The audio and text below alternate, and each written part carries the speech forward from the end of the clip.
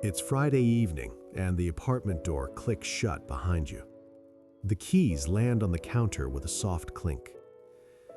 You pull out your phone, tap through a familiar app, and order the usual, pad thai from that place 2 miles away. The delivery fee flashes briefly, but the screen moves on to confirmation. In 20 minutes, it's at the door, warm and ready. You eat while half watching a show, the kind that streams without interruption. The routine feels steady, like everything is in its place. That pad thai arrives every week or so, sometimes twice. It's not extravagant, just convenient after a long day. But then you glance at the app's history, scrolling back through the months. Orders stack up quietly. Here's one from last Tuesday, another from the weekend before. Each time, the total hovers around $25, including the tip and that small upcharge for speed. It blends into the background, like the subscription renewals that auto-deduct without a second look. Those $25 meals add up over a quarter. 4 times a month becomes 100, times 3 months hits 300. It's not a number you chase down, but it surfaces when the bank statement loads on your laptop.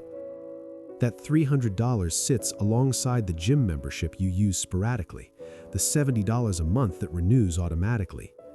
The math doesn't shout, it just lingers, showing how these small outflows create a gentle current, pulling resources away from nothing in particular.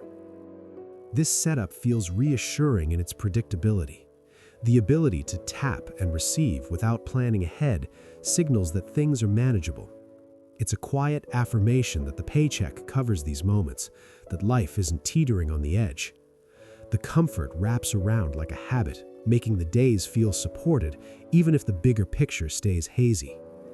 It's not about indulgence, it's the sense that you could afford to not think too hard about it.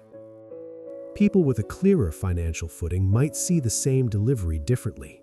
To them, that $25 isn't just a meal, it's a line item that fits into a broader allocation, perhaps offset by cooking batches on Sundays or negotiating bulk deals. They notice the app's patterns not as background noise, but as adjustable elements in a system they've mapped out. The convenience isn't a default, it's weighed against alternatives that build towards something else, like a fund that grows unnoticed or a buffer against unexpected shifts. Over time, this comfort settles in deeper, arriving well ahead of any real sense of where it's all heading. The routines keep turning, the numbers keep accumulating in the periphery, and the direction remains just out of frame. It's a subtle drift, one that doesn't demand attention until much later.